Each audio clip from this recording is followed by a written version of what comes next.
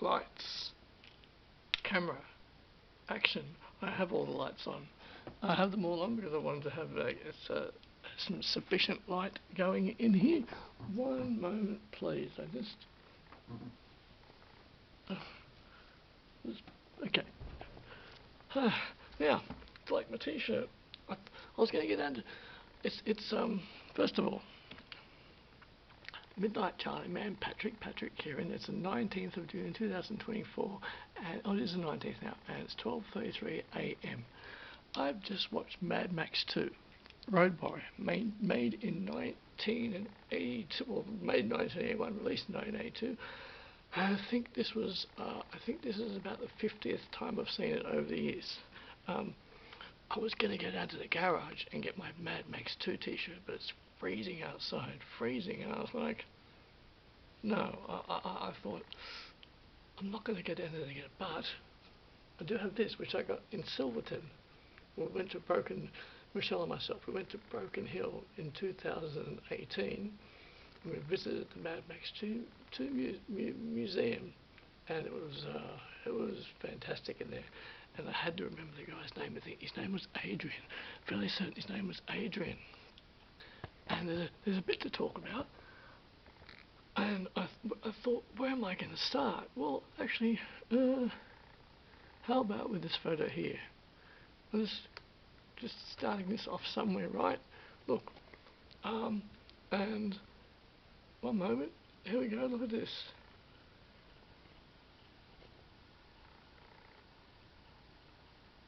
Handsome me.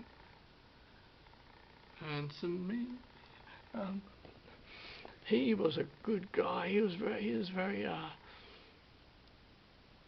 I still look young. Yes. Went to Broken Hill. Now, this is the part where Wes and his partner. You know. Okay. Wes and his partner stop up there, right? And this is where the truck is. This is about where the truck's a little bit further. No, this is about where the truck is.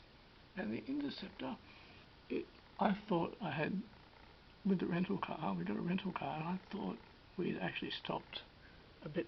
I thought we'd stopped a bit further down with the rental car, but apparently we didn't. I just stood on the road. Like there.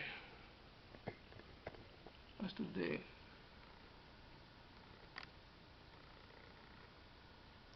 Yeah. And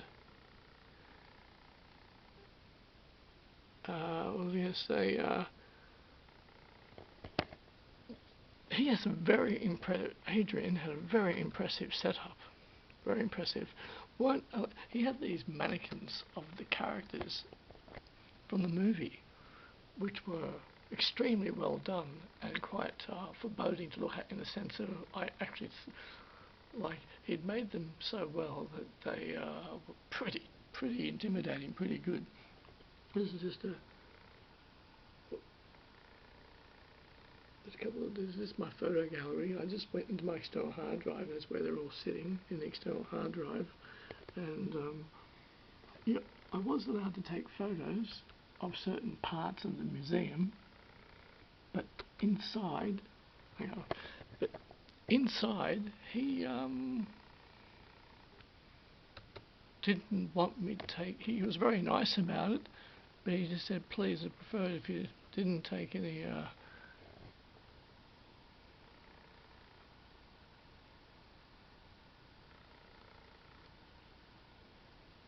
He said, I'd prefer if you didn't take any photos inside. Anyways, Mad Max 2. It was on a budget of 4 million. 4 million, but it says two things. It says 4 million, it says 4.5 million. It's made 36 million at the box office over the years, and in brackets it says rentals.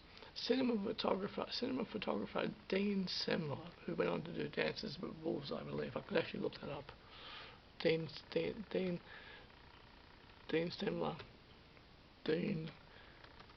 Semler, just to verify, because I heard an interview with him years ago, and it said something about Dances with Wolves. Dances with Wolves. Dances with Dean Semler. Dances. Am I correct or not? In 1989, Semler was hired as cinematographer Kevin Costner's Dances with Wolves. Right, got that right. I remember it from the interview. Okay. Now, the first time I ever saw Mad Max 2, I was about 11 when it first started coming on the TV in Sydney. About 19. Well, I was 10 in 1983. I was 10, and my first recollection of Mad Max was I saw Texas Chainsaw before I ever saw Mad Max or Mad Max 2. However, Mad Max 2 started appearing on Australian television somewhere around 1983 or 4. I was about 12 when I first saw it. Been a big journey over the years. I've seen it in many different lights to the point where I think I was in my 30s. In my 30s, and I said I never wanted to see Mad Max 2 ever again. I've seen it a lot of times now, and my sister said, "Oh, you'll watch it again." Well, I've gone about 2 or 3 years without watching it. I did at one point. Now, I've seen it. I think last year or the year before. I think I watched it 3 times. I haven't seen it for about a year now. It's been about a year since I've watched it. I watched it an hour ago. I would have been doing this quicker, but the battery was very low, and I've been very impatiently recharging it. And I thought, what? I always see something new and different in it. And I watched it tonight. Everything seemed different. I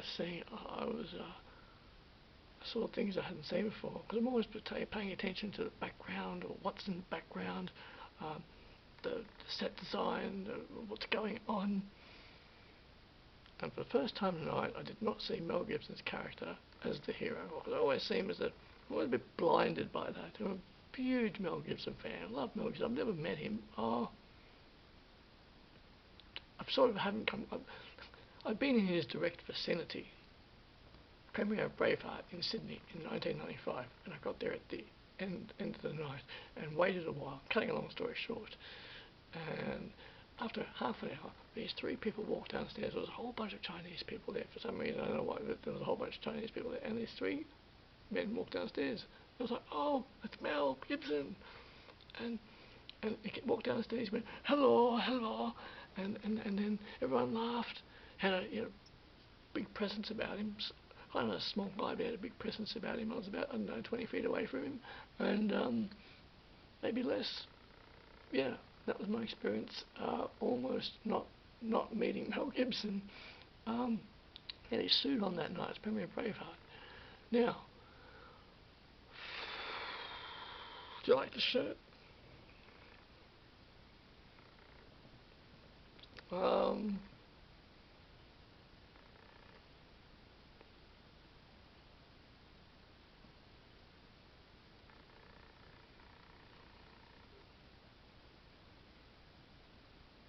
Watching Mad Max 2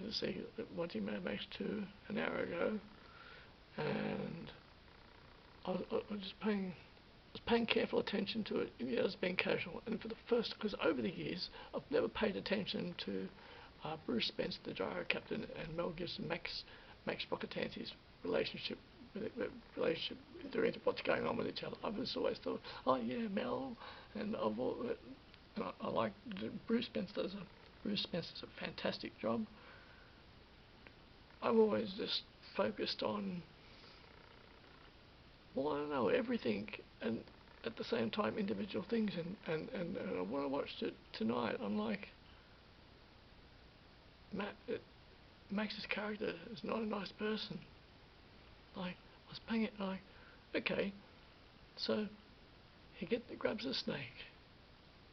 And he says, "Don't hurt the snake, put it down gently.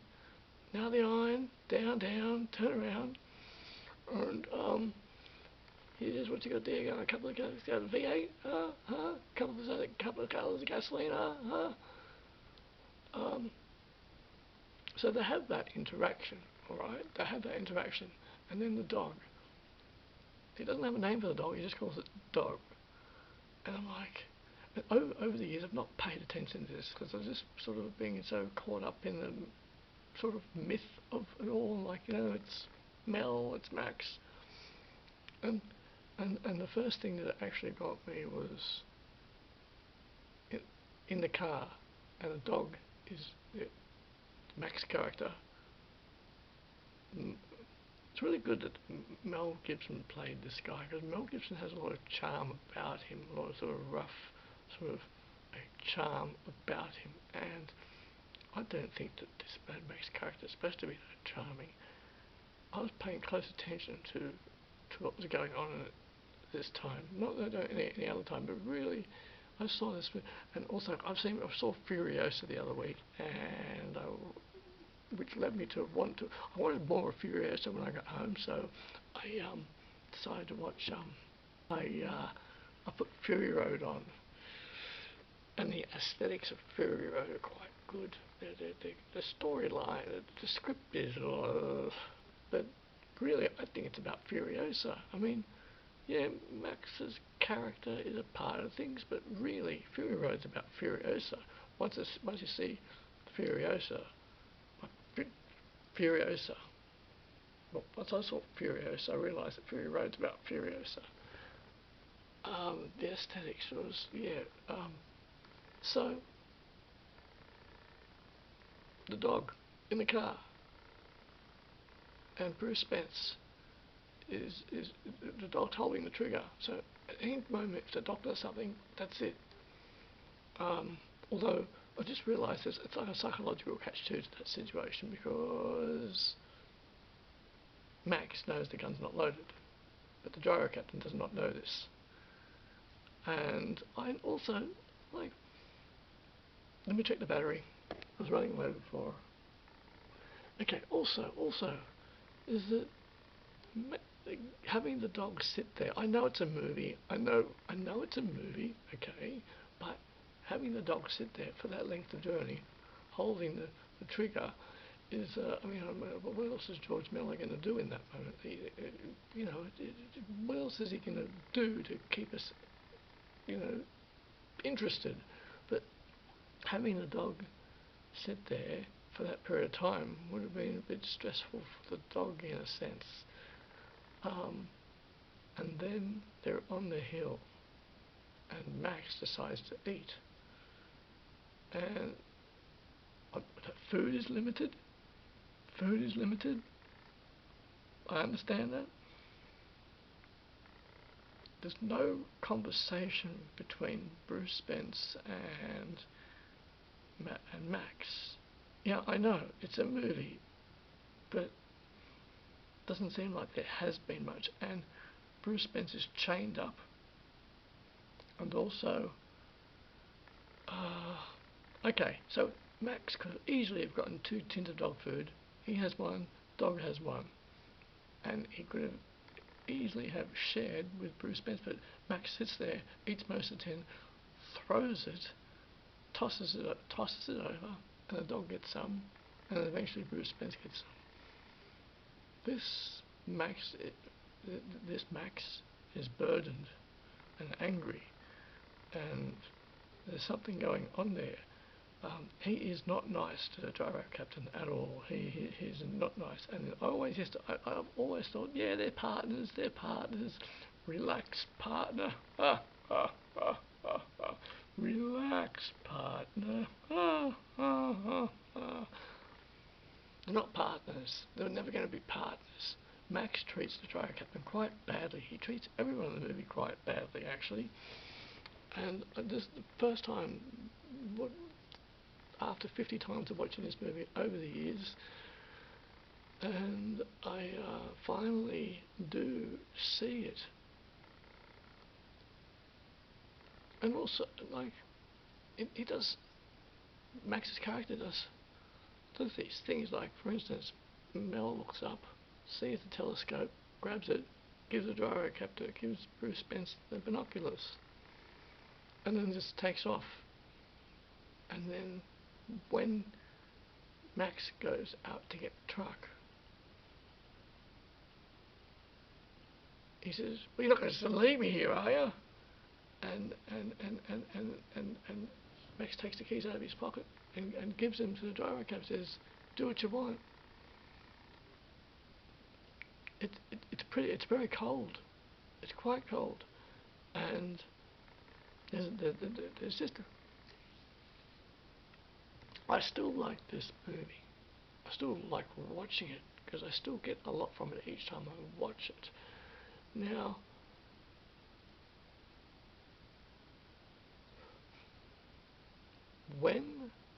so let's back up a bit.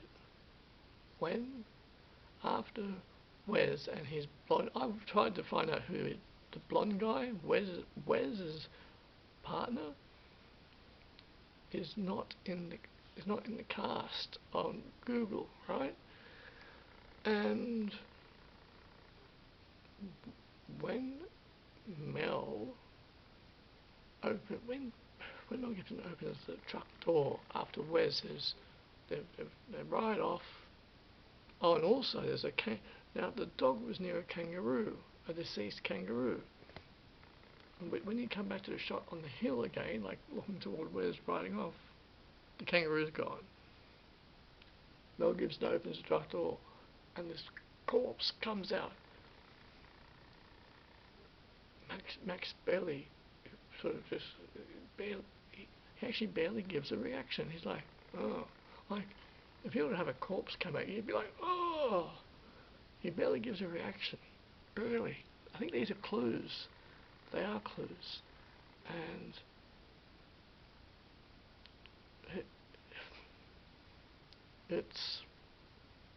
this is a very hardened Max. Now, from the end of Mad Max 1, from the end of the first movie, and from the beginning of Mad Max 2, how much time has passed? Because he said, when he gets to the compound, he says, "Look, I just want to get my feel, I want to get out of here." What did he say? He says, "They headed southwest and heaps of trouble. Look, listen, I just want to get my feel, I want to get out of here." And then they say, trading in human flesh, give him nothing. Trading in human flesh, give him nothing. Look, I just want to get my feel, I want to get out of here. So he's running from something. Something's happened in the time that elapsed from the end of Mad Max 1, and I know that he went through a lot.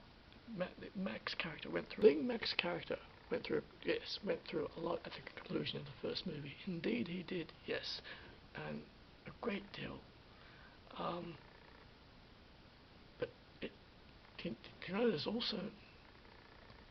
also another issue, which I've started to think about, like over the years when I thought about Mad Max. His wife survived. The son is deceased, but his wife survives. So why doesn't Max just stay with his wife? Like, she's not deceased. She actually survives that incident. And I thought, hang on, he just abandoned her because they said they lost the kid, but the wife's going to be telling them she's going to be okay. But he just abandons it. He abandons.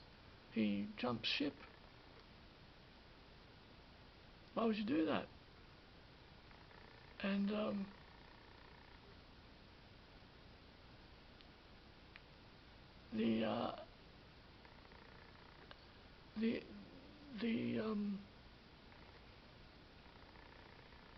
I've always been uncertain about the amount of time which is supposed to have passed between the conclusion of Mad Max 1 and the start of Mad Max 2. There's been, and because George Miller is so elusive, so mysterious about this, right? It's a rabbit hole, in a sense. We just don't know, but I think there's been a big adventure. Something has happened, because the Max in Mad Max 2 is almost devoid of emotion, hardened, doesn't want to trust anybody, wants to be hard to them, and doesn't doesn't not he's being very disconnected from people, and the people around here, the people around Max in Mad Max 2 are quite actually generous to him. They're actually quite generous to him. They give him a go. They actually do, but he doesn't give them a go. And he's really nasty to the gyro captain. Like, geez, he's the expression on Mel Gibson's face as the gyro captain. He says, do what you want, and then a minute later, a couple of minutes later, 10 minutes later in movie time, but 30 seconds for us audience, the gyro captain in his plane, his contraption plane, flying contraption. Mel Gibson is not like, oh great, he's like, oh, okay. And it's like, this Max is quite hardened. He's kind of cold, actually, kind of cold, and he's just surviving. And something has transpired, something has gone on between Max has had an adventure, but also just can't help thinking that he abandoned his wife, he abandoned her, and so over the years, every time I'm watching this movie, it has been, oh yeah, Max the Interceptor, and goes to the compound, and I've always thought the interaction between the gyro captain and Mel Gibson to be a bit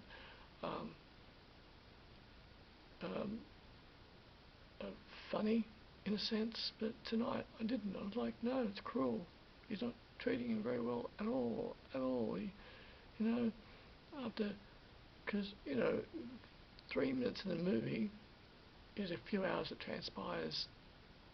The 3 minutes for the audience is 3 hours that transpires in the actual storyline of the movie itself. So at some point, Max would have said, yeah, you're cool. I understand there's no storyline then, right? He says, you're cool, okay, but George Miller had to put these things in to make the story move along. I get that, but Max's character is very cold. Something's happened to him, and I think Mel Gibson was actually a good choice to play the character back then, because, as I said, Mel Gibson has this charm about him and this way about him, and also it's like, look,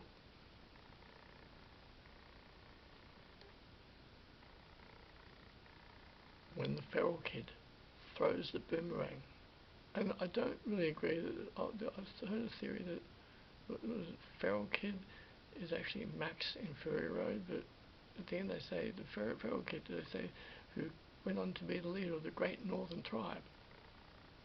The blonde guy, where's his partner, the blonde guy? And when the feral kid throws the boomerang, throws it once, Wes catches it. Hang on, no, the feral kid throws it, and the blonde guy. Don't tell me, because for some reason that blonde guy was not paying attention. Everyone else is paying attention to what's going on.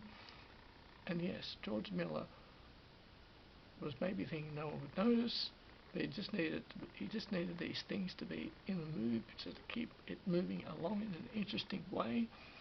But that blonde guy, don't tell me, because he was not paying attention to the feral kid. Everyone else was paying attention to the feral kid, but that blonde guy was just standing there. I can't find his name. I tried to look him up. I can't find his name. That blonde guy. He's just standing there. He's not paying attention. And the feral kid throws the boomerang, gets him in the forehead. And it's like, how can you not be paying attention to that? How can you not be and also, have you noticed, it's just a bit of a pain to bring it up. I've got Mad Max 2 on my hard drive. Okay, so when the feral kid comes up out of the hole, and the camera is this way, facing the feral kid, the gang look like they're literally 6 feet away from that kid. Now I know the feral kid can move fast, but what's to stop them from going at him? I mean, he is real close. Real close. And also, when Mel Gibson is coming back with the truck, okay? He's coming back with the truck, and he, remember when the people from the people come from the compound, when Mel Gibson is on the hill with Bruce Spence, okay? And people are coming out of the compound, and the gang, right? And what I was trying to decide over the years is which gang is scarier, the gang in Mad Max 1 or Mad Max 2. And I don't know, I kind of sometimes think Mad Max 1 is,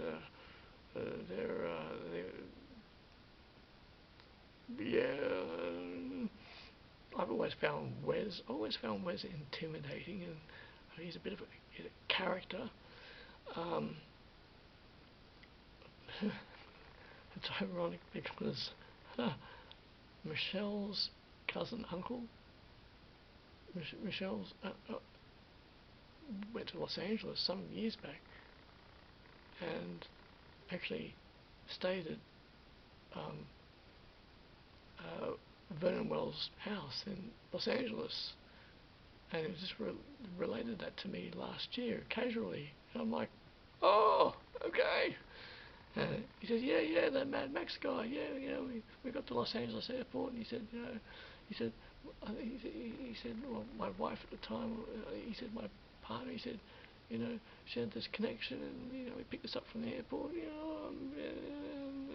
anyway, I'm like, oh, really, okay. Vernon Wells plays it extremely well, and now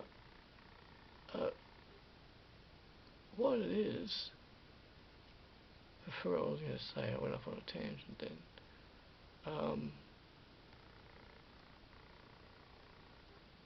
Yeah, Vernon Wells. Oh, that about the gangs and who's well. Oh yeah, that's right. I'll tell you. Upon seeing the mannequins at the museum, I highly recommend going to Broken Hill to see the Mad Max 2 museum. It's quite impressive. Now, there's two things. Humongous, the guy Humongous. I was able to see the details of his face, right?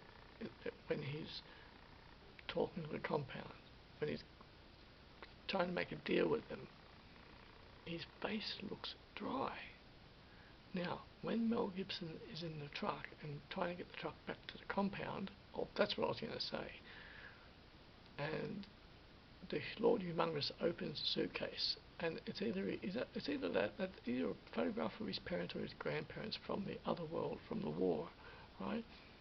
But his face is no longer dry looking. In fact, they're making him look a bit evil, because his eyes are quite pronounced, and it's not the same. He is not giving up. It's all to do with probably shadow and lighting and all that, but there's a very different, almost like it's a different person, a very different look than the look that he's giving when he's talking to the compound, and compared to when he opens the suitcase, he starts firing at the truck. Now, when the people leave the compound, and at the beginning, the gang have no problem in running them down. Okay, so first, just press record and let me plug this in. It's so, jeez, I need that extra light.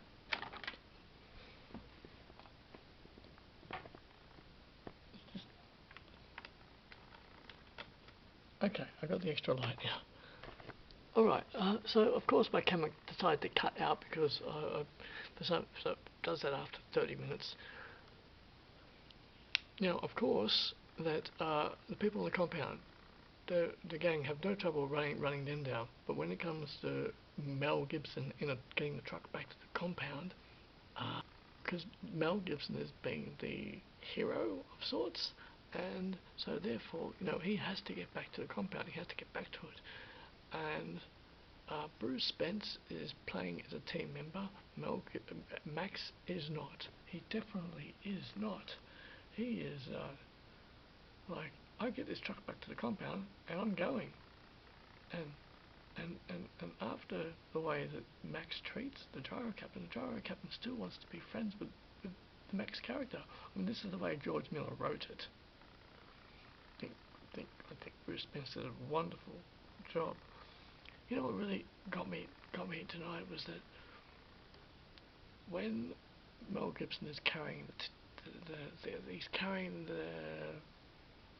the cans, and in the distance is Bruce Spence, and he stops. The dog barks, and Bruce turns around and sees him and starts walking hurriedly. And then Mel Gibson takes the thing off his shoulders. And it's like, and Bruce Spence he's chained to a log. I never thought about this much over the years. And so Max makes the gyro captain carry that fuel, and it's like, really? It's like, this Max is not that great of a person, and he makes him carry it, and then the gyro captain catches Max out because the gun is actually empty, and then you've got the gyro captain actually trusting Max, right? Got him trusting Max, and you've got Max wanting nothing to do with this, nothing to do with it at all. George Miller needs that gyro captain in the sky assisting Mel Gibson assisting Max on the way back to the compound. And there's a sadness when I watch Mad Max 2 now. There's a sadness in it. I have fun with it. But each time the character interaction presents a bit of a different story to me. I get a different feeling from it. You know, the people in the compound, they're all good-willed. They're all good intended. Max comes through rough and just wants to. He's very urgent about. There's two things. He wants to avoid this gang. Obviously, he wants to avoid Wes again, the gang. But I think that there's something else out there that happened. Something else that happened. He was getting away from them, and then he encountered Wes and the boys. He encountered Wes and the gang. He encountered them. And it's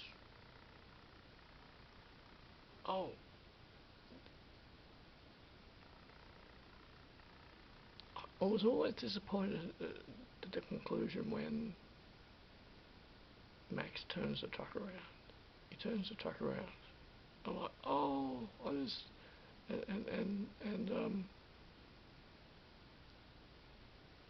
and when the big collision happens at the end, where is that truck? It didn't disintegrate. Where's the truck that Humongous was on? Where's? I mean, it didn't just disappear. And because when the truck is rolled over, and you see the truck is rolled over, but there's no sign of that truck, the Humongous vehicle, and there's no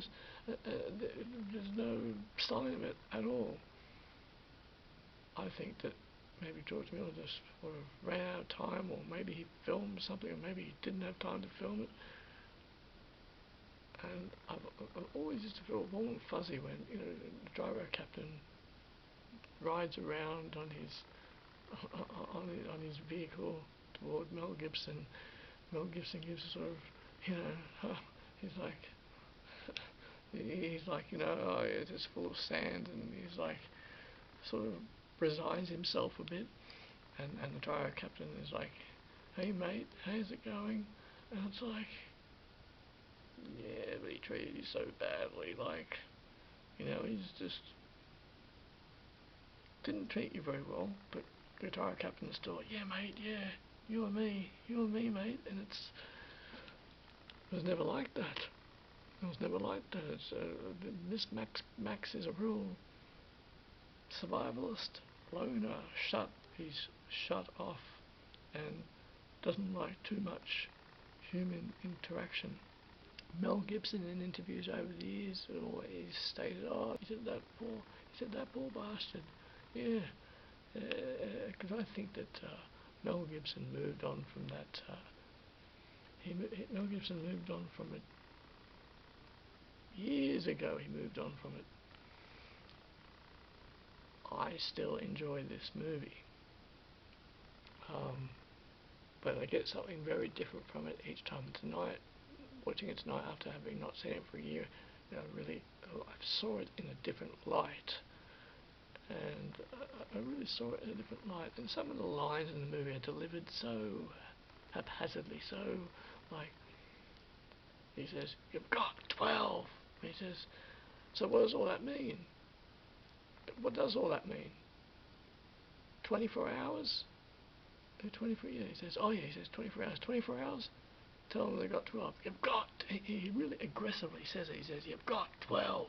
And it's like, I don't like that actor very much. He's too aggressive. I think perhaps when George Miller was filming, I think it was like, "All right, you've done your lines. That's it. Yeah, we're going to move on now. We're going to move on with this. We're going to get this done." And some of the lines in it are so beaten around the edges in their delivery, and it's like, we could have done that differently, we could have done that differently, but that's the way it turned out. Almost part of the beauty of the films, there's a beauty to it. It's part of the rough character of the movie, and I love Vernon Wells. I was always, for a long time, I was scared of Wes in my teenage years and early 20s. Now I just find him, he's fascinating. He's a fun, dilemmated character. He's a very interesting character.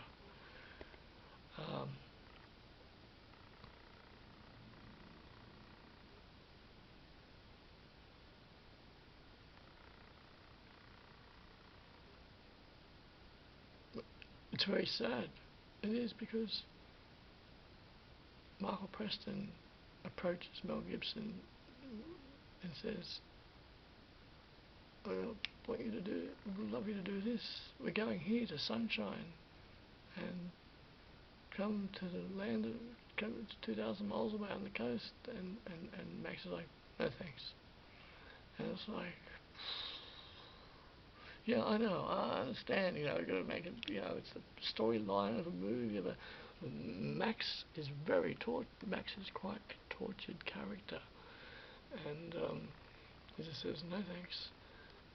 And I think that there was an adventure in between 1 and 2, being some kind of adventure, otherwise, or that George Miller just wrote up this kind of rough character, really rough around the edges, distant from people.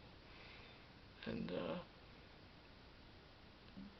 Mel Gibson saw the script and he said, "All right, I'm gonna do this." Still good entertainment.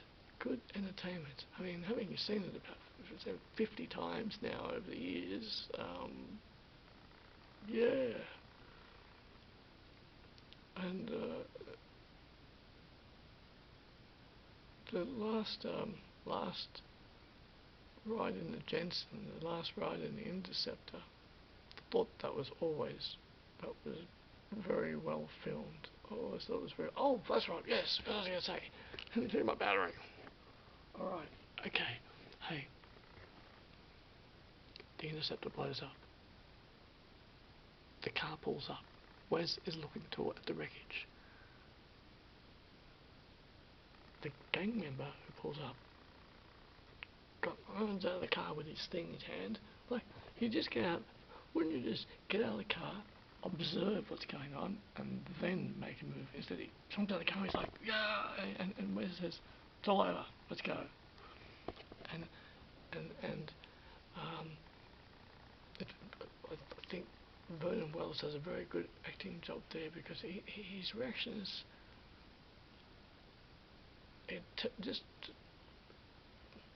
his reaction says, I didn't, he says, I failed at my mission, I didn't do well. And but that guy jumping out of the car and just going for it, it's like, you'd get out of the car, you'd be able to see the smoke from miles away, you'd be able to see it, so you'd get out of the car, observe, take a look what's going on, and then, but he just jumps out of the car and it's like, I didn't think that was necessary to do that. And, even on the way back in the helicopter to the compound, the guy captain's like, he's a partner or a team. It's like, no, actually, you're not, really. Not really, this is a tragedy. This is a tragedy. And I found the whole second half of the movie to be quite, there's a depressing tone to it, there's a sad note to it, because those people who are on the truck trying to defend the truck, they get taken out. Some great, the stunts and the action is good, it's well done, but there's a sadness to it, and I find the Humongous, he's a bit fascinating, him and his vehicle are a bit fascinating, and when the driver captain gets shot down, I was like, oh, the gang are going to get him. But they just ignore him. Like, he gets shot down, but they kind of just, they're more interested in pursuing that, they're more interested in getting Max. And it's quite interesting, because Wes does not know who Max is. He doesn't know him as Max, he just knows him as this guy who is another wanderer in his way. Just, how does Wes view Max? Because he doesn't know who he is. He's just another guy, another challenge. Someone who is and not even necessarily helping these people. Just Max doesn't have a vehicle anymore, so the truck has to become his vehicle. So it's almost like three separate parties. Max has lost his vehicle, his means of transport. Now he's, right, well, I got to drive the truck. He has to drive the truck. The battery's blinking on and off. I'll wrap this up then. The battery's just not there now. Thank you for watching. And how many times I saw this maybe 20 times on TV, and when it went to VHS, then I watched about at least 15 times on VHS. Then I bought the Blu-ray. I bought the Blu-ray in 2011. And I bought the Blu-ray in 2012. It's a big movie. It's a big movie. Big adventure. Goes by quickly. Well made, very well made, rough around the edges, lots of faults and mistakes here and there. It's almost when I see them, I try to look beyond them. I try to look beyond the faults and mistakes. But I'm running out of battery. The battery's blinking on and off. So, thank you for watching.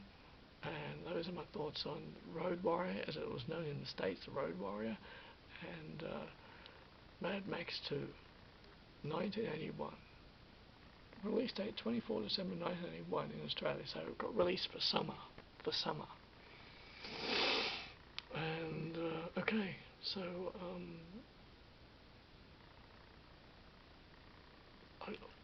I thought the Warrior Woman was quite good. The Warrior Woman, she was quite an interesting character as well, the Warrior Woman. And so it's quite sad when she meets her demise. thank you for watching. Thanks so much for watching. And